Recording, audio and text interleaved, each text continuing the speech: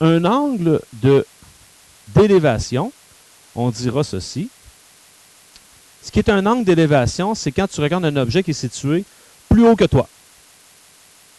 Par exemple, s'il y avait une personne qui était ici, puis qu'elle regarde la cime de l'arbre, le sommet de l'arbre, ben, on est en présence d'un angle d'élévation qui est ici. Ça, c'est un angle d'élévation.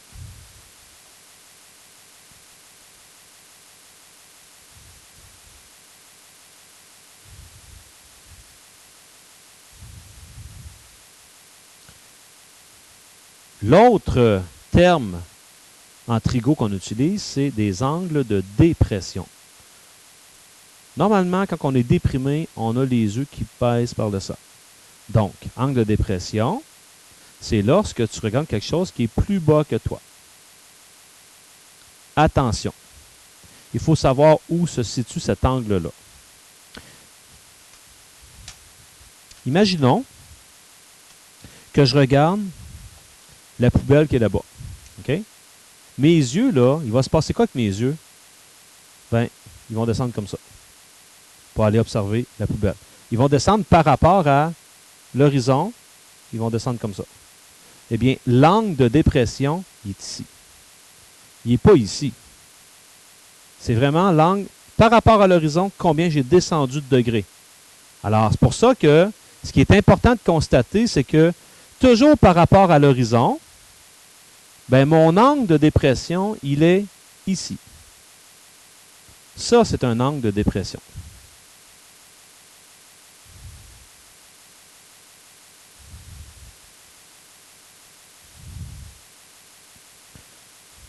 Maintenant, avec ce vocabulaire-là, on devrait être en mesure de représenter des situations qui utilisent ces termes-là. Exemple 1. Un arbre projette une ombre de 3,5 mètres lorsque l'angle d'élévation du soleil est de 40 degrés. Trouve la hauteur de l'arbre. Donc là, il faut que j'essaie de représenter cette situation-là. Bon.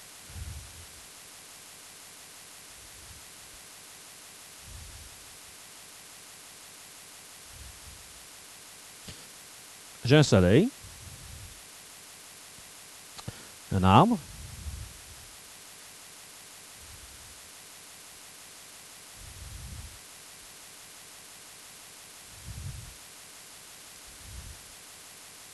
c'est pas nécessaire de sortir vos couleurs, là.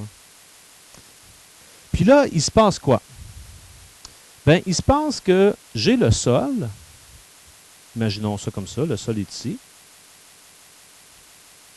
Et que le soleil, il va faire quoi, lui, quand il va faire un ombre? Le soleil, là, il va être comme ça. Puis, à un moment donné, là, vous avez déjà tous passé sous un lampadaire, hein?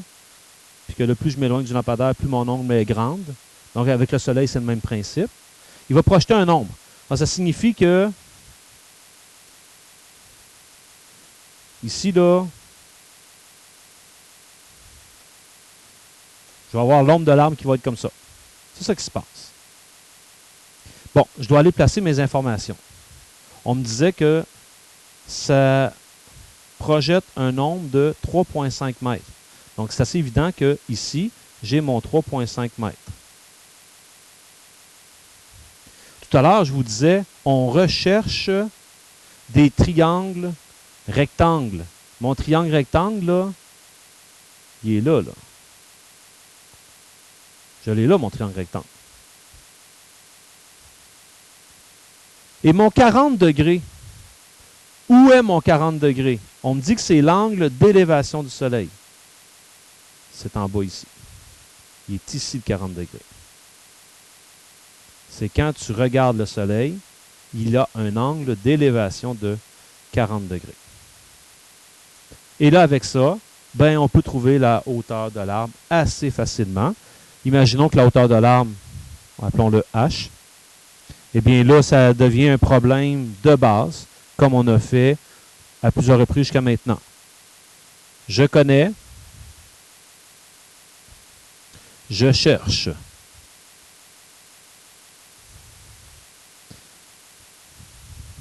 Alors, quand on est là, ce que je connais, c'est l'adjacent. Et ce que je cherche, c'est l'opposé. Adjacent opposé, je fouille un peu dans mes affaires, je commence à être habitué. Tangente.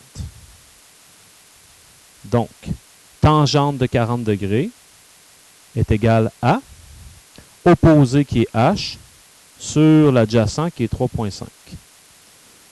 Comme je vous ai déjà dit, vous pouvez figurer tangente de 40 sur 1 de façon à pouvoir faire votre calcul avec le produit croisé. H égale. Il faut que je fasse 3,5 fois tangente de 40. Puis je divise par 1. Bon, c'est pas nécessaire de le faire ici. Diviser par 1, je ne change rien.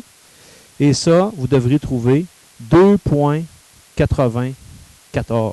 C'est important de l'essayer pour voir si votre calculatrice est correcte. N'oubliez pas vos unités de mesure aussi. 2,94 mètres.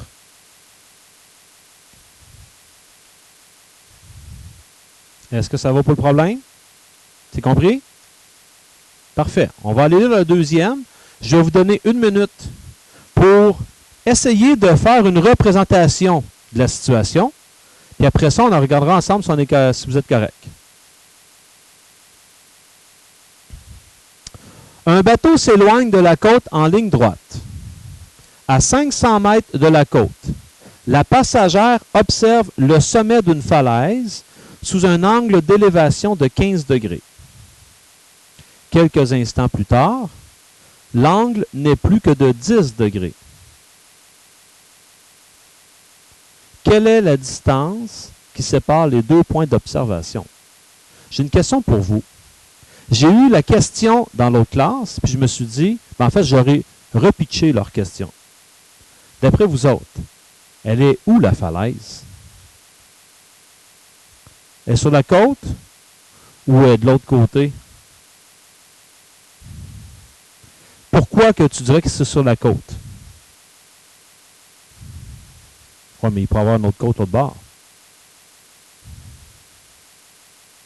Mais le texte nous amène, juste le côté français de la chose, nous amène à comprendre que la falaise, on est capable de comprendre de quel côté qu'elle est.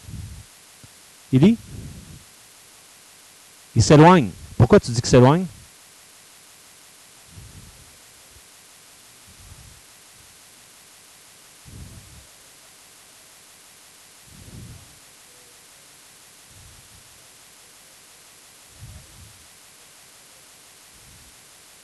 Elle est de plus en plus loin. Donc, ça veut dire qu'elle regarde la falaise qui était sur la côte. Si ça avait été le contraire, l'angle, si la falaise avait été de l'autre côté, là, l'angle aurait augmenté parce que ça serait éloigné de la côte, mais ça serait rapproché de la falaise. Et plus tu t'approches, exemple de quelque chose qui est gros, plus il faut que tu lèves les yeux pour le regarder au complet. OK? Alors, je vous laisse faire la représentation. Alors, voici ce que vous devriez avoir à peu près comme dessin.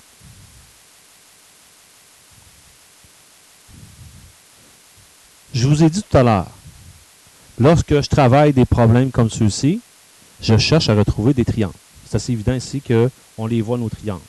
Mais en fait, pas n'importe quelle sorte de triangle que je cherche. Je cherche, bien entendu, des triangles rectangles. Donc, quand je regarde ça,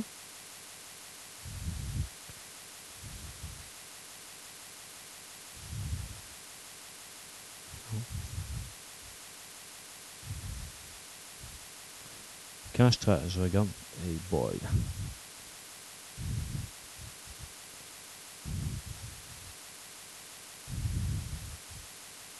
Il y a lui.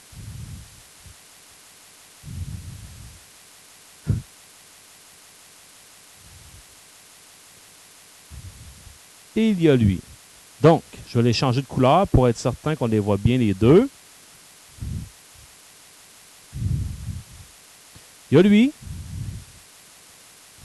Puis il y a celui-là. OK. C'est les deux triangles avec lesquels on devrait travailler. L'autre n'est pas un triangle rectangle. OK? Quand je dis l'autre, là, j'enlève lui. Celui-là qui est en blanc, c'est pas un triangle rectangle. Pas intéressant pour nous. Bon, la question, dans le fond, c'est il faut saisir que ce qu'on cherche, c'est ce bout-là ici. William. Celui-là qui est en blanc? Celui-là qui est en blanc, tu n'as pas d'angle droit ici.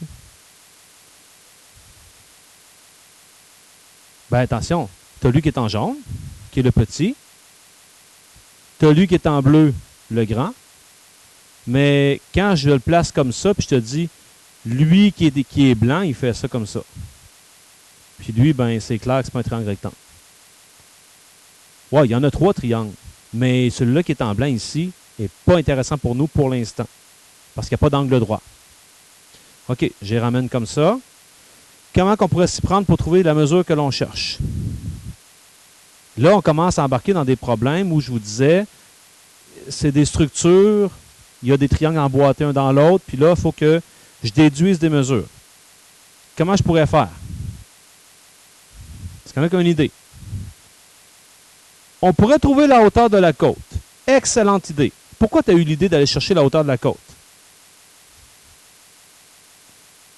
Oui, mais il y a quelque chose d'autre.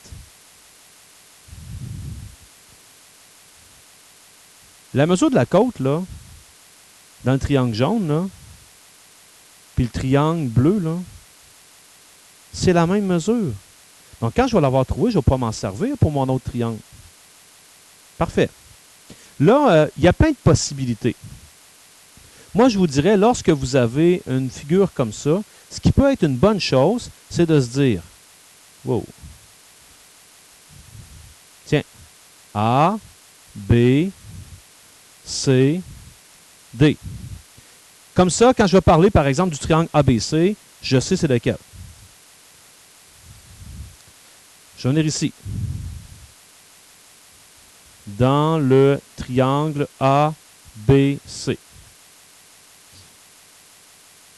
On a dit qu'on peut trouver la hauteur de la falaise. C'est-à-dire, on va pouvoir trouver le côté AB. Ben, je vais y aller comme ça. Je connais. Je cherche. Je vous garantis qu'avec cette méthode-là, vous tombez directement sur ce qu'il faut. Alors, quand je suis à l'angle de 15 degrés, je connais l'adjacent et je cherche l'opposé. Ça, c'est un tangente. Donc, j'écrirai tangente de 15 degrés. Par définition, c'est l'opposé. L'opposé, ici, on pourrait dire AB. Sur 500. Encore une fois, je m'imagine tangente de 15 degrés sur 1 pour pouvoir appliquer mon produit croisé. Et donc, AB est égal à 500 fois le tangente de 15 divisé par 1. Donc, je fais mon calcul. 500 fois le tangente de 15, qui devrait vous donner 133,97. 133,97 mètres, quand j'ai bien arrondi. Puisque j'ai une figure dans laquelle je vais me resservir de d'autres mesures que j'ai trouvées, je vous conseille très fortement, quand c'est trouvé, vous venez sur votre figure et vous allez identifier cette information-là. Parce qu'il ne me reste pas grand-chose à faire. Qu'est-ce que je vais faire? Sandrine, tu ferais quoi?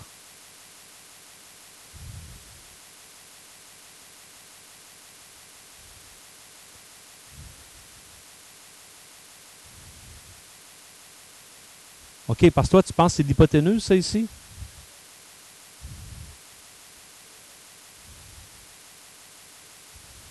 OK, good. Tu es toute pardonnée. Sandrine, elle se dit, je me place ici à 10 degrés. Dans le triangle bleu, là, dans lui, là, je connais l'angle. Je connais maintenant l'opposé. Si je pouvais trouver l'adjacent, il va me rester uniquement à prendre l'adjacent et enlever le 500 à la fin pour avoir le petit bout qui me manque. Alors, on va y aller comme ça. Dans le triangle ABD,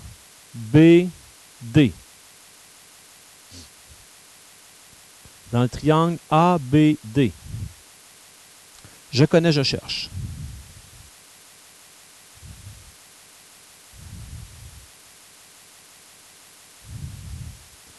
Alors, je connais l'opposé.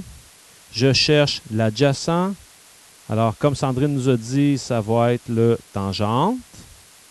Tangente de 10 égale opposé qui est 133,97 divisé par l'adjacent qu'on ne connaît pas. Ici, ça correspond à BD. Donc, BD égale, c'est 133,97 divisé par le tangente de 10.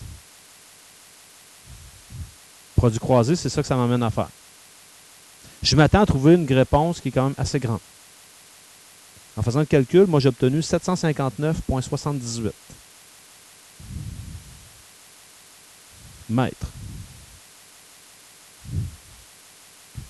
Donc, CD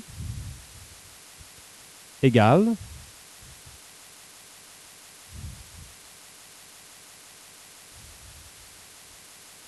ce que j'ai à faire ici, c'est 759,78 moins 500 qui me donne 259,78 mètres.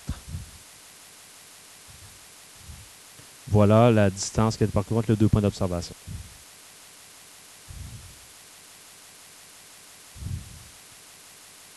C'est compris pour ça? C'est des questions, gênez-vous pas. Le prochain, encore une fois, on va utiliser du vocabulaire qu'on vient de voir.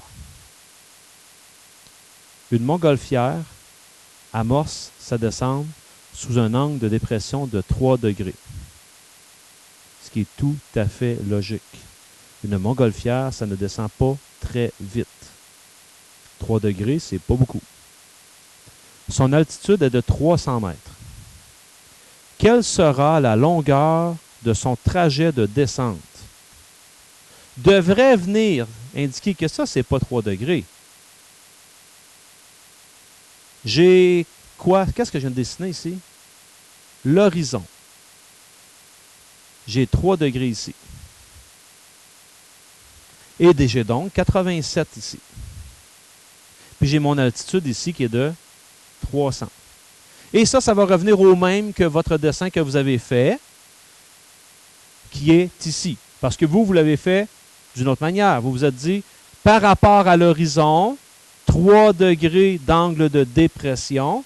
Puis je sais que ça correspond ici à son altitude. Puis je veux juste vous le faire voir d'une autre manière. Des fois, il y en a qui sont très visuels. Ça, je considère que c'est son altitude. Parce que quand je le reprends, puis je l'emmène ici, c'est la même affaire. C'est son altitude qui est juste placée ailleurs. Et là, je peux faire des calculs. Qu'est-ce que je cherche dans tout ça? Bien, ce que je cherche, c'est ce bout-là ici. C'est la longueur de son trajet. On va voir que, à partir de 300 mètres d'altitude, puis tu descends juste avec 3 degrés, il faut que tu fasses très long pour pouvoir arriver au sol. Alors, dans ce problème-là, je connais, je cherche. Alors, tu te places aux 3 degrés. Je connais l'opposé. Et je cherche quoi? L'hypoténuse. Parce que ça, c'est clair que ça ici, c'est un angle droit. Je cherche l'hypoténuse. Opposé hypoténuse, c'est un sinus. Donc, sinus de 3 degrés est égal à opposé, qui est 300, sur l'hypoténuse qui est x. Par un simple produit croisé, x égale, c'est 1 fois 300, donc 300, sur le sinus de 3. 5732,2 mètres.